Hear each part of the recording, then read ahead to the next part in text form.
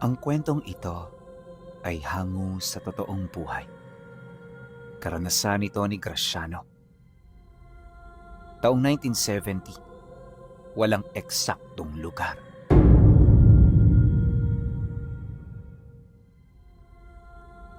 Ang plantasyon ng goma sa San Sebastian ay hindi lamang basta lupain ng mga puno.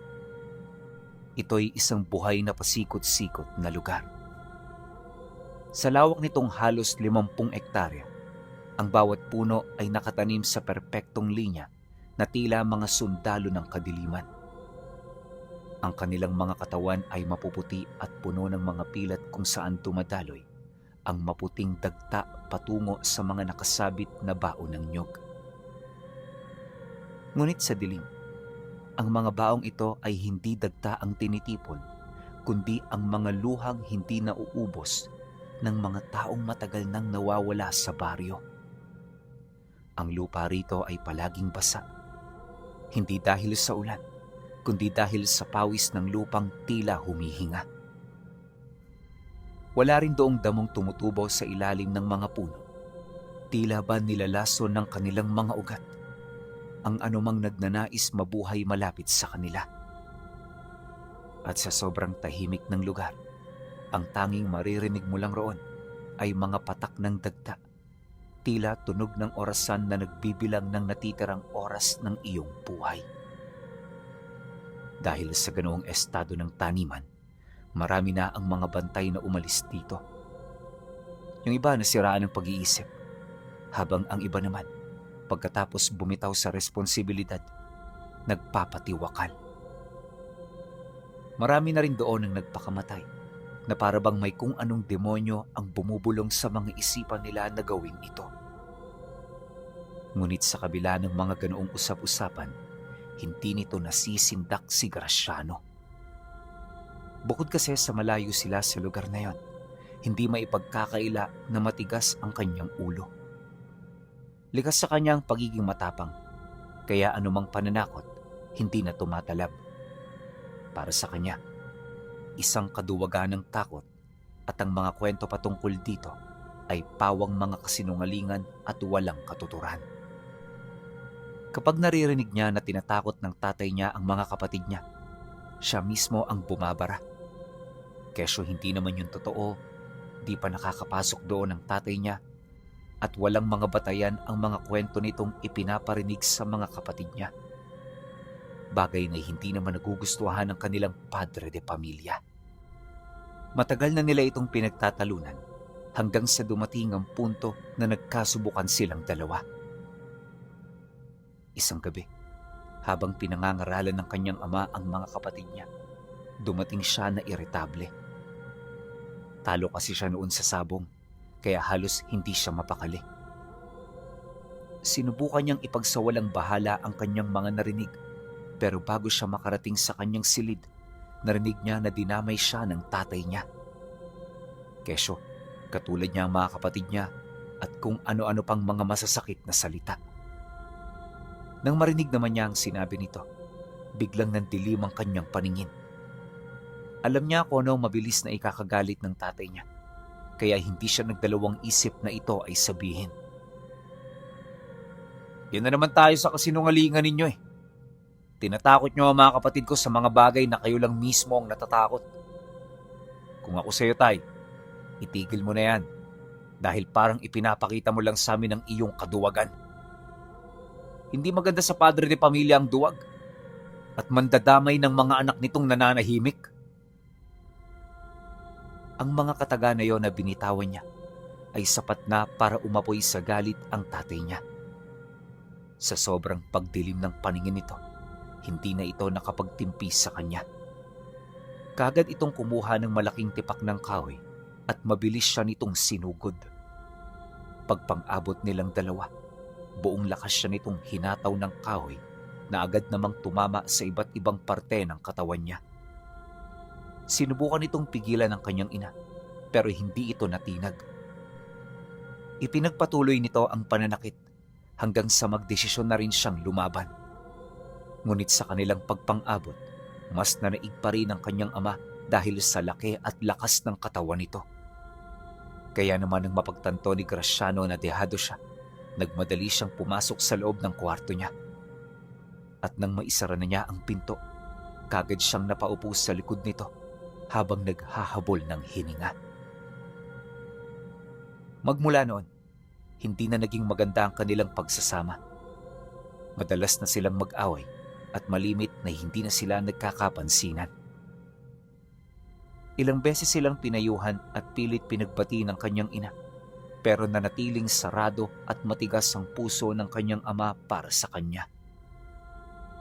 Sa galit noon ni Graciano, ginawa niya ang desisyon na habang buhay niyang pagsisisihan. Gusto niyang patunayan ang kasinungalingan nito, kaya hindi siya nagdalawang isip na tumungo sa lupain ng mga puno ng goma. Gabi niya tinahak ang daan patungo roon upang masiguro na wala nang makikitang butas ang kanyang ama sa mga gagawin niya. At para magkaroon siya ng patunay, nais niyang puntahan ang pinakadulo nito at kumuha roon ng mga halaman at mga baong ginagamit sa pagsasalok ng dagta. Naisip niya na sa pamamagitan ng mga bagay na yon, magbabago ang pananaw ng kanilang padre de pamilya patungkol sa mga nilalang na nasa panig ng kaliwa. Sumapit ang gabi na kanyang hinihintay. Abot tanaw na niya ang lugar na gusto niyang puntahan. Maliwanag noon ang buwan, kaya hindi siya nag-abala pang gumawa ng sulok. Kinakabahan man, pilit niyang pinakalma at pinatatag ang kanyang sarili. Maya-maya pa, dito niya na nakita ang trangkahan ng goma na nakabukas. Pagpasok niya rito, kagad niyang napansin ang mga puno na tila may mga higanting daliri na nakaturo sa langit. Animoy nang aakit ito sa sinumang taong makakakita sa kanila. Pagsilay naman niya sa mga bagay na yon, dali-dali siyang pumasok. May daan kasi roong nagdudugtong sa kalapit baryo na mas mapapadali kumpara kung tatahakin ang pangunahing kalsada. Pagbaybay niya rito, wala naman siyang napansing kakaiba maliban sa mayat-mayang paghaplos ng malamig na hangin sa balat niya. Subalit di pa man siya nakakalayo, bigla siyang napahinto nang makalanghap siya ng amoy goma na biglang hinaluan ng amoy ng hindi niya makakalimutan. Isang malansang amoy ng laway na tila nagmumula sa isang gutom na hayop. At sa bawat pag-abante niya, ang mga puno ay tila dahan-dahang gumagalaw. Sumisikip ang daraanan hanggang sa ang langit ay hindi na niya makita dahil sa kapal ng mga sanga sa itaas. Kalaunan, pagtawid niya ng ilang metro, biglang tumahimik ang tunog ng mga insekto at hayop na gumagala sa paligid.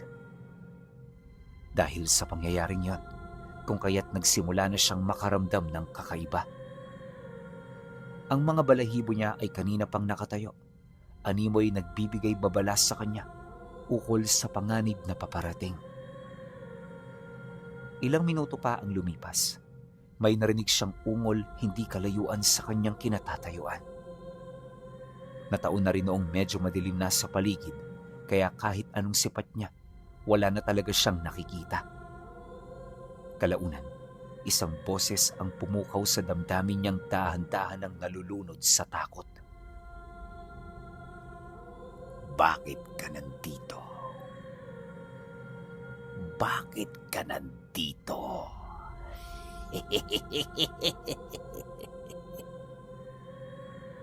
Sinong hinahanap mo? Nakikipaglaro ka ba sa amin? Ito ang ilan sa mga tinig na kanyang narinig. Ang mga boses ng nilalang ay tila umiikot sa lahat ng direksyon at animoy hindi lang isa o dalawa ang nagsasalita. Nang mapagtanto naman ni Graciano na totoo nga ang mga ito, dito na siya nagsimulang magmakaawa. Kagad siyang lumingon sa trangkahan na kanyang pinanggalingan, pero hindi niya na ito nakita. At sa halip na daan ng kanyang masilayan, isang masukal na kakahuyan ng goma ang bumungad sa kanyang harapan. Paunti-unti, lahat ng daraanan sa paligid ay nagsara hanggang sa iisang daan na lamang ang nanatiling nakabukas.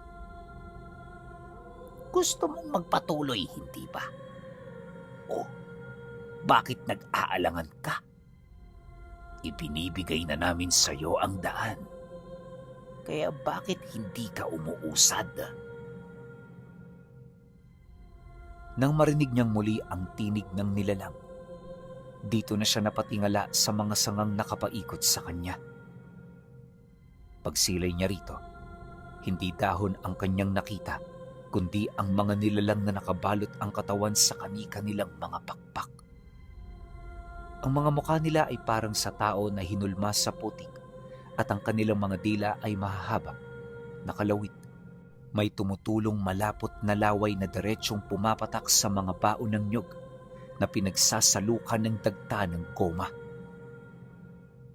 Pagkatapos niya itong masilayan, doon niya napagtanto na ang plantasyong ito ay hindi para sa negosyo ng goma. Ito ay isang malaking pugad ng mga nilalang na tinutukoy ng kanyang ama. At ang mga taong napapadpad doon ay nagiging pagkain ng mga namumugaran doon. Nang mapagtanto niya ito, halos hindi siya makakilos. Ang kanyang mga kamay ay nagsimulang manginig at ang kanyang mga paa ay nanlambot na para bang wala na siyang mga buto sa tuhod. Nagsimula na ring lumabo ang kanyang paningin, dulot ng matinding takot. Kalaunan, muling nagsalita ang mga nilalang hanggang sa napilitan na siyang magpatuloy sa paglalakad. At habang tumatagal, ramdam na ramdam niya ang paglapag ng mga ito sa kanyang tabi. Hindi naglaon. Pagbali niya sa kanyang kaliwa, nakita niya ang dalawang batang mapuputla. Habang naglalakad ang mga ito, nakatingin ito sa kanya ng nakangiti. Ngunit nang titigan niya ito, napansin niya na walang emosyon ang mga tingin nila. Basta nakakatakot itong tingnan.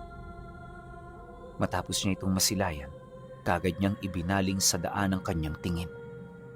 Hindi na siya noon nag-isip ng kahit na ano, dahil ayaw na niyang madagdagan ng problemang kinakaharap niya. Ilang minuto pa ang lumipas. Dito niya nakita ang isang maliit na daan na mayroong arko na gawa sa sanga ng isang patay na puno. Sa ibabaw ng arkong yon, may mga bungo at kalansay ng taong nakasabit. At habang sila'y papalapit, dito siya biglang inakbayan ng isang malamig na braso. Pagsipat niya sa kanyang tabi, nakita niya ang matandang lalaki na nakangiti habang nakatitig sa kanya. Alam mo, iho, sa loob ng 100 taon, wala pa kaming naging bisita rito. Ikaw ang kauna-unahan, kaya wala kang ideya kung gaano nagagalak ang aming angkan. Dahil sa wakas, may nakapansin din sa amin.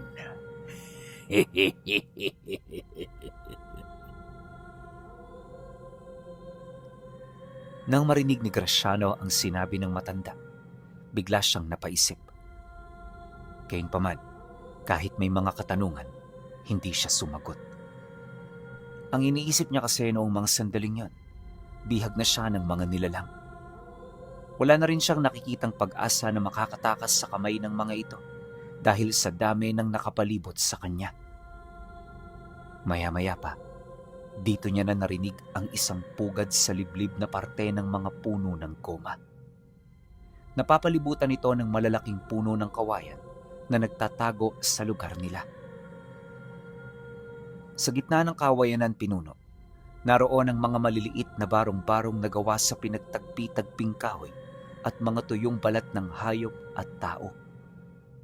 Maraming nakatira roon at parang normal na sa paligid ang pagiging madumi. At malimit sa mga nakatira roon, halos walang maayos na kasuotan. Kung hindi punit-punit, yung iba sa kanila ay wala na talagang saplot. Halatado ring naghihirap ito sa kanilang buhay, pero hindi mo ito makikitang dumaraing dulot ng matinding kahirapan. Matapos naman niya itong makita, kagad naman siyang napayuko dahil sa bulong ng matanda. Huwag na huwag kang titingin sa pamilya namin. Lalo na sa mga babae kung ayaw mong magtagal pa rito ang buhay mo. Yumuko ka lang. Sundin mo ang lahat ng mga sasabihin ko. Dahil sa sinabi ng matanda, agad naman siyang sumunod. Matindi na ang nararamdaman niyang kaba sa puntong yon, pero hindi niya tinangka na iligtas ang kanyang sarili. Naisip ni Graciano na kung susunod siya sa matanda, posibleng mailigtas pa nito ang kanyang buhay. Hindi nagtagal, pumasok sila sa isang maliit na barong-barong. Ang hangin sa loob ng pinuno ay kakaiba, punong-puno ng lansa at salot na hindi mo alam kung saan nagmumula. Medyo may kadiliman din sa loob, kaya inabot pa ng ilang minuto bago bumagay dito ang kanyang paningin. At nung makaaninag na siya, nakita niya ang mga karumal-dumal na pangyayaring hindi niya inaasahang makikita niya ulit sa lugar na yon. Sa apat na sulok ng barong-barong, may mga taong naghihingalo. Nakahandusay ang mga ito at duguan ang kanilang mga katawan. Tulala na rin sila at halos hindi na makakilos sa kanilang kinaroroonan. Gayunpaman, sa kabila ng ganoong estado, patuloy pa rin silang sinasakta ng mga nilalang. Di naman kalayuan sa mga ito, may nakita siyang 3 malalaking mesa. At sa ibabaw ng mga mesang yon, naroon ang 7 katawan ng lalaking kasalukuyang kinakatay ng mga aswang na bihasana sa pagtadtad ng karne ng tao.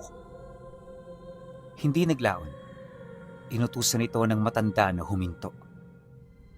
Nang marinig naman yon ng mga mangangatay, kaagad itong sumunod. Bago rin yun lumapit, sinindihan nito ang 2 gasera dahilan para makita niya ang kasalukuyang sitwasyon sa paligid. Mga kaibigan, may bago kayong makakatulong dito. Siya nga pala si Graciano. Galing siya sa baryo na hindi natin tinatalo. Ngayong gabi siya ang ating magiging bisita. Tutulong siya sa pagpatay at paghahanda ng pagkain para sa nalalapit na pagdiriwang natin maya-maya. Pagkatapos nun, sasamahan natin siya palabas para makasiguro tayo na makakauwi siya ng ligtas. Huwag niyo siyang sasaktan dahil ang taong yan ay espesyal sa aking paningin. Nang marinig ito ng 2, kaagad naman itong tumango. Ora mismo lumapit ito sa kanya, kasabay ng pag-abot nito ng sundang na hawak-hawak nila. Hindi nagsasalita ang mga nilalang na yon, pinuno, kaya purong senyas lang ang ginawa nito para makipag-ugnayan sa kanya. Nang mapagtanto naman niya ang nais iparating ng 2 nilalang, kaagad niya itong kinuha. At sa hudyat ng mga ito, sumunod siya rito ng walang pagdadalawang isip.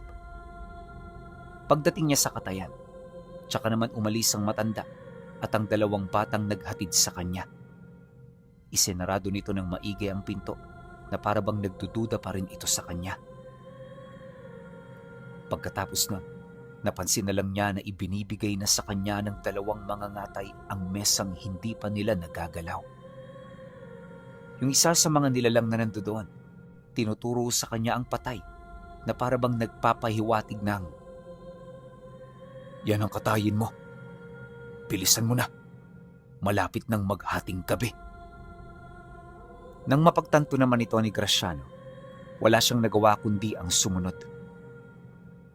Sa mga sandaling yon, pinuno, para na siyang tau-tauhang walang magawa kundi ang sumang-ayon at sumunod sa nais ng mga nilalang na nakapalibot sa kanya. Paglapit niya rito, nakita niya ng malapitan na sariwa pa ang bangkay. Yun bang parang kamamatay pa lang ng taong yon? Medyo kinilabutan siya sa kanyang mga nalaman dahil yon ang unang pagkakataon na hahawak siya ng bangkay hindi para magluksa, kundi para may gawing karumal-dumal sa katawan nito. Maya-maya pa, dahan-dahan niyang hinawakan ang kamay ng biktima. Malamig na ito pero napakalambot pa. Paghila niya rito ng bahagya, Nakaramdam siya ng pandidiri at pag-usog ng kanyang sikmura. Bigla niyang nabitawan ang hawak niyang sundang, pero nang makita ito ng nilalang na nag-utos sa kanya, buong lakas nitong pinalo ang mesa. Galit na galit siya nitong dinuro na para bang may kung anong mangyayari sa kanya kapag ay hindi niya ginawa ng maayos ang trabaho niya. Kaya kahit natatakot, pilit niya itong sinunod. Walang sabi-sabi, kagad niyang kinuha ang sundang at walang pagdadalawang isip na pinutulan nito ng kamay. Mabilis na bumagsak sa sahig ang pinutol niyang braso na siya namang ikinagulat niya. Akala niya kaya niya itong gawin, pero pagtulo ng dugo ng taong yon, dito na rin siya nakaramdam ng matinding kilabot.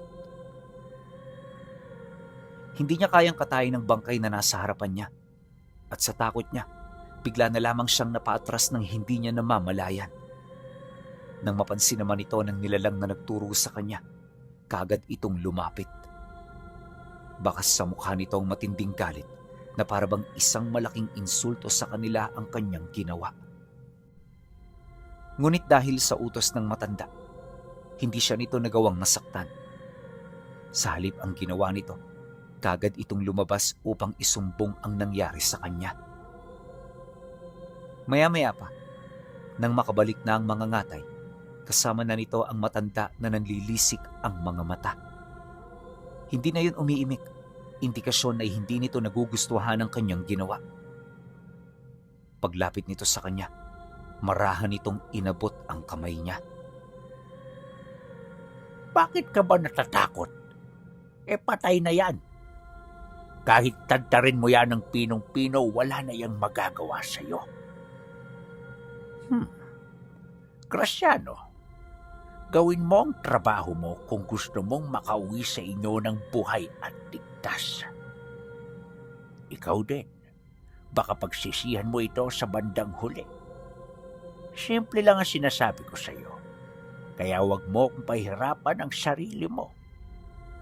Alam mo ba na kapag hindi mo nagawa ang tungkulin mo rito, ikaw ang hihiga dyan at tatadtarin itong mga mangangatay ko? Nang marinig niya ang sinabi ng matanda, kagad naman siyang napahagulgol sa pag-iyak. Habang nakayuko, pinipilit niyang pigilan ang kanyang emosyon habang paulit-ulit na humihingi ng tawad. Nang masipat naman yon ng matanda, marahan siya nitong pinatayo at ginabayan patungo sa mesa kung saan niya sinimula ng kanyang trabaho.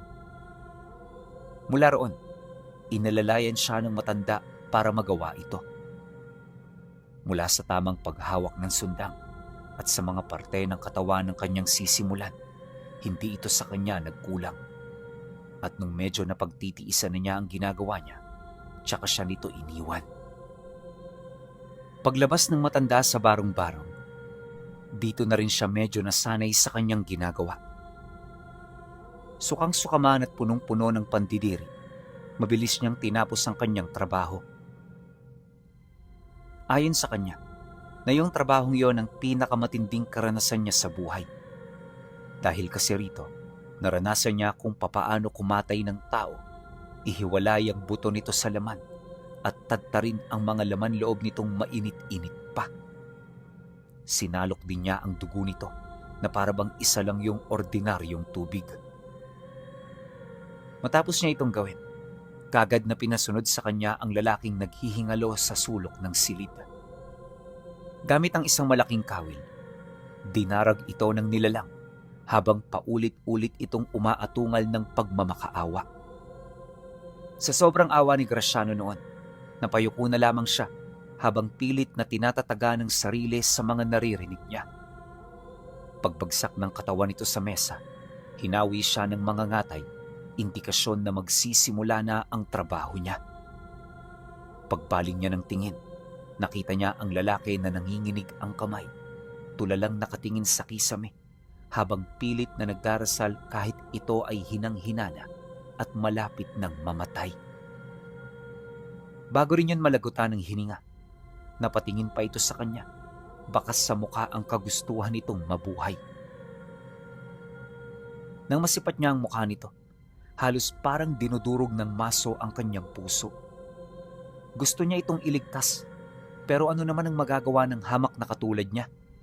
Parehas lang sila ng sitwasyon, at kung hindi niya pag-iigihan ng kanyang trabaho, posibleng matulad din siya rito. Kaya para mabuhay, lahat yon ay kanyang tiniis. Nagtagal ng halos 4 na oras ang pagkatay bago siya rito tuluyang paalisin. At nang makalabas na siya, bumungad sa kanya ang mga aswang na nagkakasiyahan sa labas ng pugad nila. May mga nagluluto, sumasayaw, kumakanta, at tumatakbo na parabang wala sa kanilang mga sarili. Pagbaling niya ng tingin sa matanda, kaagad siya nitong kinawayan. Di man alam ang gagawin, may hinahon siya ritong lumapit. At nang makaupo na siya sa tabi nito, di ito nagdalawang isip na siya ay akbayan. Maya-maya lang, matitikman mo na ang bunga ng iyong pinaghirapan. Huwag kang mag-alala. Malapit ka nang makauwi. Nang marinig ni Graciano ang sinabi nito, hindi siya nakapagsalita at wala siyang lakas ng loob na magtanong sa matanda dahil alam niyang naroon siya sa pugad ng mga ito. Ilang minuto pa ang lumipas, tapos na ang handang iniluluto. Kagad itong ipinasa sa mga mesang nakapalibot, hudyat na magsisimula na ang selebrasyon. Paglapag naman ng malaking pinggan sa kanila, dito niya nakita ang malaking karne na hindi pa natitipak. Wala itong pampalasa pero napakabango nito. At yung mga nakita at ginawa niya kanina, bigla na lamang nawala sa isip niya. Mas tumindi ang pagnanais ni Graciano na matikman ng mga karning yon dahil sa isip-isip niya, yon ang pagkaing matagal nang hinahanap ng kanyang katawan. Nang mapansin naman yon ng matanda, dahan-dahan itong itinulak ang malaking plato. Sige na, huwag ka nang mahiya. Lahat yan ay para sa iyo kung gugustuhin mo. Yan ang bayad ng iyong pagpapagal sa gabing ito. Dahil sa sinabi nito, hindi siya nag-alangan na tikman ng karne. Alam ni Graciano na karne ito ng tao, pero para bang nawala na rin siya ng pakialam. Basta ang nasa isip niya noon, gusto niyang tumikim ng isang masarap na putahe. Maya-maya pa, paglapat nito sa kanyang dila, naramdaman niya ang kakaibang sensasyon na hindi niya maitatanggi. Napakasarap ng karne at sa bawat pagsubo niya, para siyang mababaliw. Gusto niyang tumigil pero sinasabi ng dila at bibig niya na ubusin niya ang lahat ng nakahain. Kaya naman kalaunan, napansin na lamang niya na buto na lang ang natira sa platong ibinigay sa kanya. Naubos ni Graciano ang laman nito at sa isang kisap mata, dito niya na naramdaman ang kakaiba sa katawan niya. Nagsimula siyang makaramdam ng pagsisisi at ang muka ng taong kinatay niya ay nagsimula ng sumariwa sa isip niya. Para na siya noong nababaliw, animoy bawat lugar na tingnan niya. Nakikita niya itong nakatayo, umiiyak at humihingi ng tulong. Maya-maya pa, tinapik siya ng matanda. Tapos na ang pagdiriwang Graciano. Makakauwi ka na. Pagkasambit nito ng mga katagang yon, agad itong tumayo at mahinahon siya nitong ginabayan papalabas ng pugad. Habang tinatahak nila ang daan, mas lalong tumitindi ang kanyang mga nararamdaman. Ang sigaw ng kanyang biktima ay nagsimula ng lumakas, paulit-ulit na tinatawag ang kanyang pangalan. Batid niya naramdam ito ng matandang kasama niya, pero hindi nito pinapansin ang kalagayan niya. Kalaunan, nang marating nila ang trangkahan, kagad siya nitong iniwan.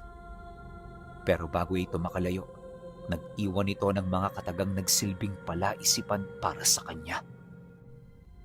Pag uwi mo sa inyo, ikamusta mo ako sa tatay mo. Sabihin mo sa kanya, nagkita na kayo. ng lolo mo. Nang marinig niya ang sinabi nito, biglang nanlaki ang kanyang mga mata. Dali-dali siyang kumaripas ng takbo hanggang sa makabalik na siya sa kanilang baryo.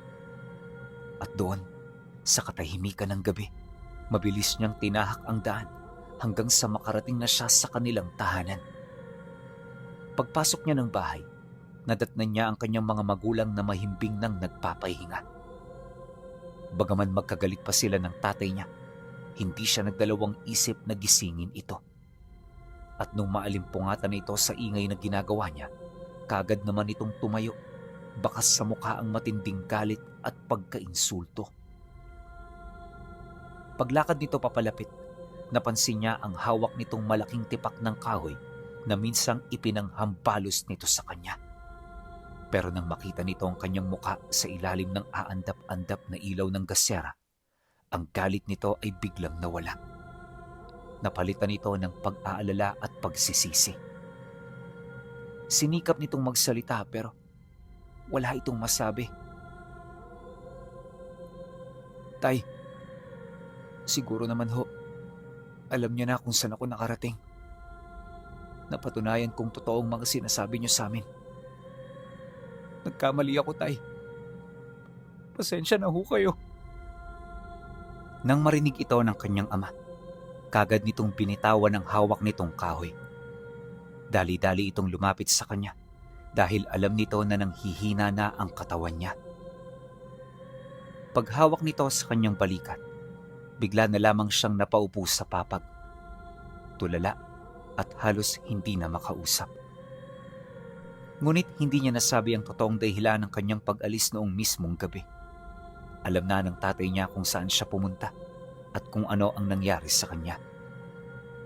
Kaya naman walang sabi-sabi, mabilis itong gumawa ng pangontra.